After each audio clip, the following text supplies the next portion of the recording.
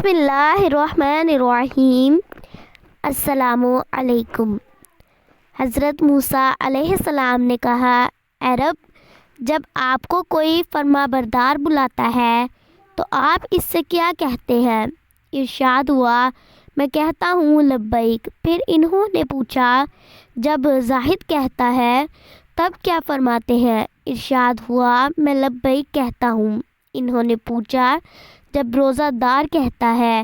ارشاد ہوا، میں لبیک کہتا ہوں۔ انہوں نے کہا، جب گناہ گار کہتا ہے؟ ارشاد ہوا، میں کہتا ہوں لبیک لبیک لبیک۔ اے موسیٰ، ان میں سے ہر ایک اپنے اپنے عمل پر بھروسہ کرتا ہے اور گناہ گار میری رحمت پر بھروسہ کرتا ہے، اور میں اس بندے کو خالی اور ناکام نہیں رکھتا جو مجھ پر بھروسہ کرتا ہے، کیونکہ میں نے کہا ہے جو اللہ پر بھروسہ کرتا ہے وہ اسے کافی ہوتا ہے۔ نبی کریم صلی اللہ علیہ وآلہ وسلم نے فرمایا ہے، بے شک اللہ اور اس کے فرشتے ان لوگوں پر رحمت بھیجتے ہیں جو اپنے گناہ کا اعتراف کر لیتے ہیں۔